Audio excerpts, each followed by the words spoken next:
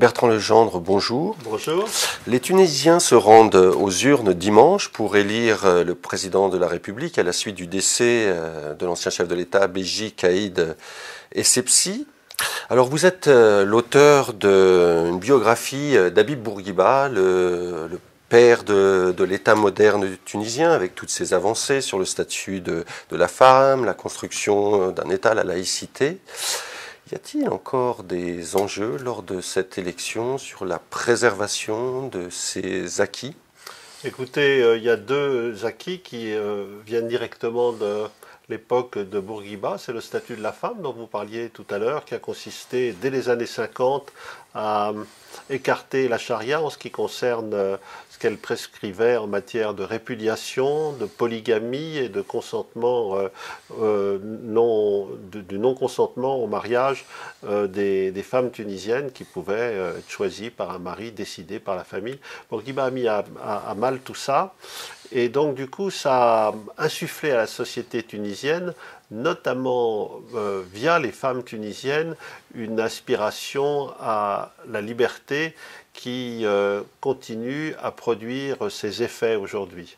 Voilà. Alors, le deuxième héritage de Bourguiba, c'est l'équidistance qu'il marquait à cause de son histoire personnelle, mais aussi par choix entre l'Orient et l'Occident.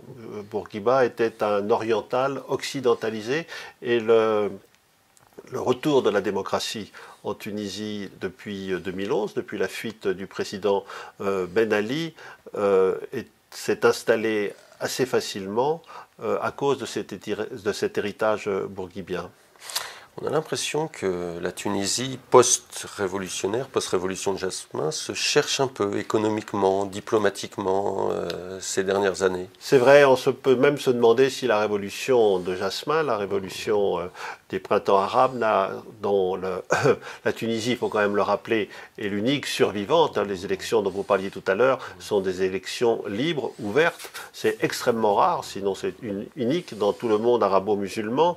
En même temps, ces 5 années qui viennent de s'écouler ont été catastrophiques sur le plan économique, une inflation qui dépasse 7%, un chômage qui dépasse 15%, un effondrement de la devise tunisienne, le dinar, de près de 30 ou 35% depuis 2011. Et ces résultats économiques qui sont extrêmement préoccupants fait que, en dehors des deux grandes forces politiques qui se sont fait face, mais qui ont gouverné conjointement ces 5 dernières années, c'est-à-dire d'une part le camp séculier réformiste que représentait le président Caïd Essebsi, et d'autre part le camp islamiste représenté par Ennahda, ils ont échoué les uns et les autres à tirer la Tunisie de l'ornière économique dont je parlais tout à l'heure, et du coup ça a favorisé l'émergence des nostalgiques de l'ère Ben Ali, notamment Madame Abir Moussi, qui est candidate à la présidentielle, mais surtout des forces populistes dont la figure la plus connue aujourd'hui, et qui est d'ailleurs en prison, est Nabil Karoui. Est-ce que ce compromis qui a été trouvé à l'époque avec le président Béji Caïd Essebsi et les islamistes d'Ennahda, compromis politique, compromis de gouvernance, associé à cette nouvelle constitution qui dilue les différents pouvoirs et qui ne permet pas d'avoir souvent une majorité claire en dehors de coalitions, ont été une force d'inertie pour le pays? Oui, je pense que la constitution tunisienne de 2014 est à revoir, c'est-à-dire le président de la République a des pouvoirs en matière de politique étrangère et de défense nationale.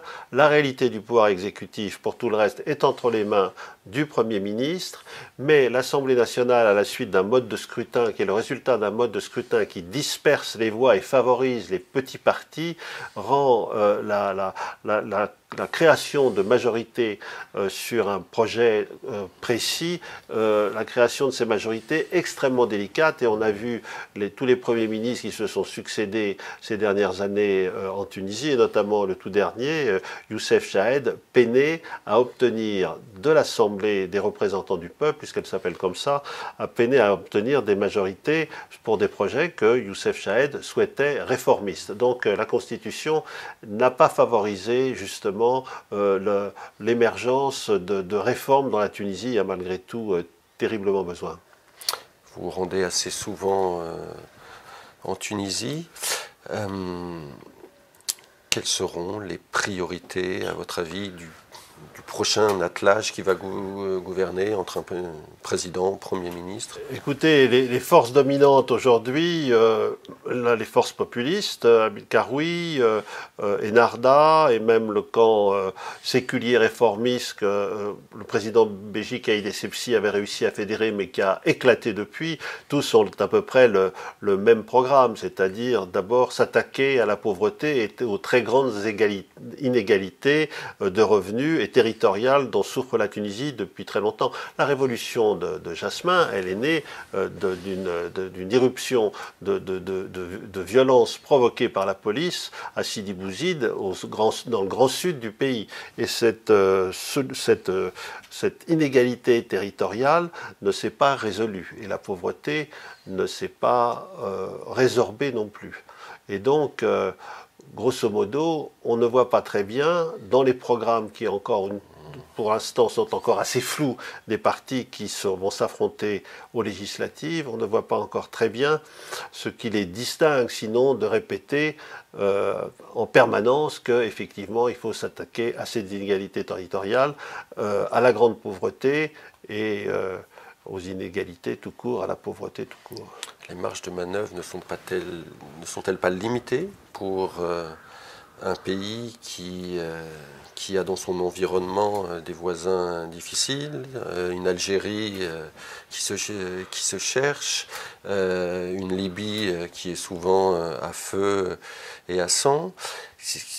Comment réduire ces inégalités économiques et sociales d'un pays qui a quand même choisi un modèle libéral, mais qui d'un autre côté a ses contraintes nationales très fortes? Alors, vous avez tout à fait raison d'insister sur la géopolitique telle qu'elle se présente aujourd'hui. Mais il y a les permanences. La permanence de la Tunisie, Bourguiba disait la nature ne nous a pas gâtés. C'est-à-dire, il y a un nord assez prospère, notamment du point de vue agricole, mais un centre semi-aride, un sud très aride, et surtout, contrairement à ses deux voisins, mais c'est la fatalité de l'histoire, la Tunisie ne décèle pas de ressources d'hydrocarbures en abondance. Et donc, c'est un vrai handicap. Alors, heureusement, il y a le tourisme, il y a l'accueil toujours très chaleureux que les Tunisiens savent accorder aux gens qui viennent passer leurs vacances sur leurs 1200 km de plage, mais ça ne suffit pas pour sortir la Tunisie de ses difficultés. Peut-être le choix d'être aussi un partenaire industriel d'une Europe dont la croissance est un peu en berne, ce qui ajoute aux difficultés. Oui, et puis alors je crois qu'il faut ajouter un point très important, c'est que certes, le président Ben Ali et son clan a laissé la place, leurs biens ont été confisqués, mais l'économie tunisienne est encore entre les mains d'oligopoles, de très grandes familles qui empêchent des nouveaux acteurs économiques et des entrepreneurs d'émerger. Et cette situation d'une oligarchie à la fois rentière et quelquefois mafieuse, il faut bien le dire, n'aide pas à trouver une solution. Bertrand Legendre, merci beaucoup.